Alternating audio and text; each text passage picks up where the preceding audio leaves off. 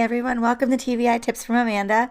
You can tell from my voice, I'm still kind of recovering from my strep laryngitis stint, but I had some successes this week and I wanted to share some words of encouragement as we go into probably a 5-day weekend or at least a 4-day weekend for almost everybody.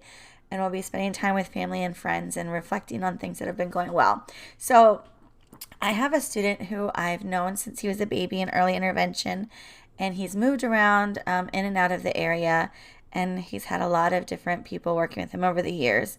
And I just got him back on my caseload this fall, and he is in 3rd grade, and up until this point, he hasn't been available for learning. He's had a lot of changes and things going on in his life, and he's blind and has some other things going on, so he's not really been available for learning. And his team over the last few years has really been working on helping him see school as a safe place and being available for learning and participating. So this year we've made a lot of successes with encouraging him to sit at a desk and to use hand under hand to participate in things like singing head, shoulders, knees, and toes with me, or using hand under hand with the Brailler and writing some Braille. But so as many successes as we've made this year, it's still been kind of tough because he still has some adults in his life who are forcing his hands to do things instead of allowing him to participate on his own terms. So I wanted to share a slide that says you can do this, because we had a really awesome success this week, and I really just wanted to share. This student is scared of touching Braille. He will participate with hand under hand on the Brailler with me as much as I want. But whenever we get to the part where I ask him to feel what he's created, he's so scared of touching it. Now this kid will put his hands out on the Brailler and press keys for me. He's almost able to write his name. He will roll the rollers in. He'll lift the paper holders up, but he's scared to touch the paper. So you all know I got my 3D printer last week, and I've been playing around, and I shared this super cool blocks last week in one of my videos that I found that I was going to start printing. So on Sunday, I printed out the first 9 letters of the alphabet.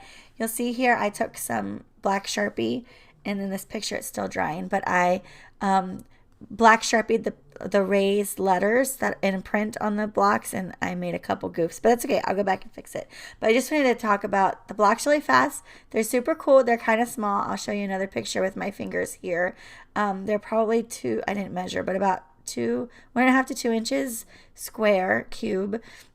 And you'll see that there are some little kinks where the plastic didn't go all the way through from the extruder, but they do the purpose of what I wanted. And here's what it is. I showed up on Monday for my lesson with my student, and we get him to come to the table by, we have a CD player with a switch connected to it, and I tap the switch.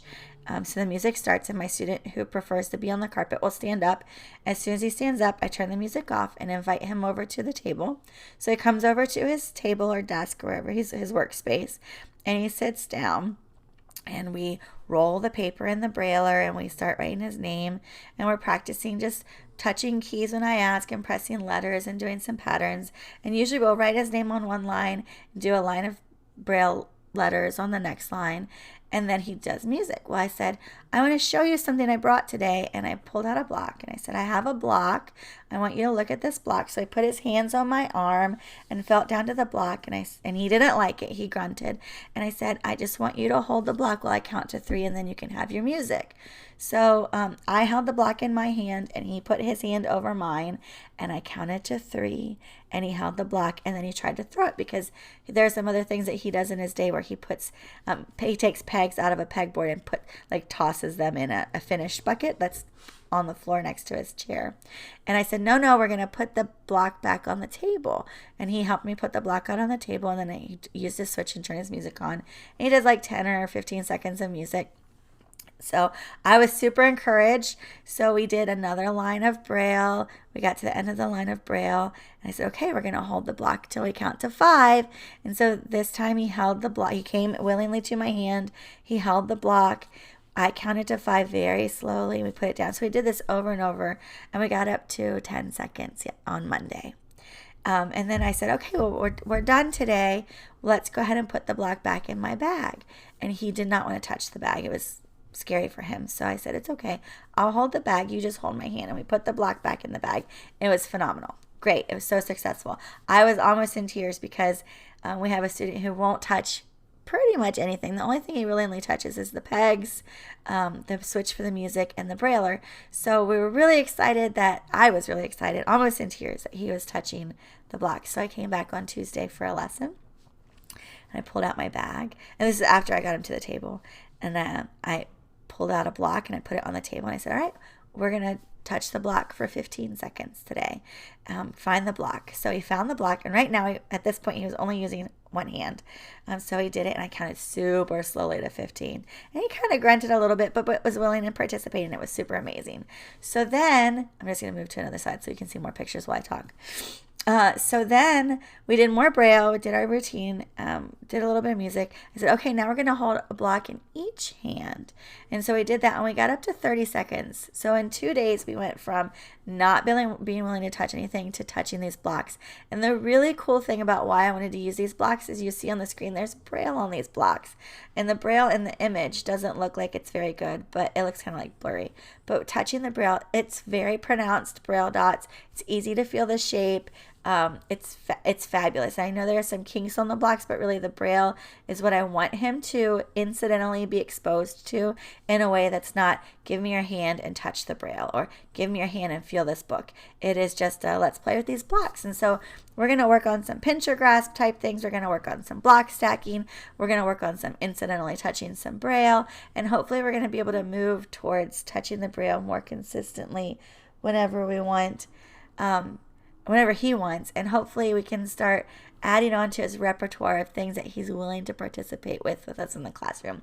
So, I spent pretty much all of August and September helping the student rebuild a relationship with me, because it had been a couple years since I had worked with him, and doing head, shoulders, knees, and toes, and itsy bitsy spider hand under hand. And I just wish when I had returned to this student that someone had shared a video, or there had been a resource or something somewhere that wasn't just me telling the team that we needed to be patient and flexible and wait for our student to build some trust and relationship, because we'll get there. And now we have the student who's sitting there doing Braille lessons for 20 minutes. Like, it's amazing. And hopefully soon he'll be touching the Braille too. But anyway, here's some more pictures. I did the first 9 blocks for Monday. Today I'm printing the second set of 9 blocks, well, hopefully the whole alphabet. I have several students I think would benefit from these little blocks, so I'm making a bunch of sets. I found them on, let me see if I can find the website here. I don't know where it is. It's from Thinkiverse, so I'll go ahead and share the link in the post I make on Facebook. But I'm going to go through and sand these edges and maybe add in some glue on some spots where the plastic is coming up a little bit, because I want them to last for a long time, especially since I'm making a bunch of different sets. But I'm super excited to be able to leave a whole alphabet set with his classroom, so his sighted peers can play with the blocks next to him and with him, and encourage some reciprocal play and some stacking and concept development. And we can, once he's able to participate with these blocks, we can work on, like, put the block on top of it, put the block under, all those great things. And I know I share a lot of high-tech things or things that are kind of obscure, but I really feel like these blocks, in addition to just waiting and helping your student build a relationship, these blocks are really awesome. And if you have a 3D printer available, it only takes about 7.5 hours to print all 26, which, if you think in the grand scheme of things, is not that bad if you just do like one a day or whatever. Or you can order some, send them to a 3D printer and order some that way, or whatever. But I just think it's super awesome, and I hope everyone has a great, hopefully long week, or long week end off, and you just have a great time. And I have some lower tech things I'm planning on sharing later this week. But have a great Thanksgiving, everybody.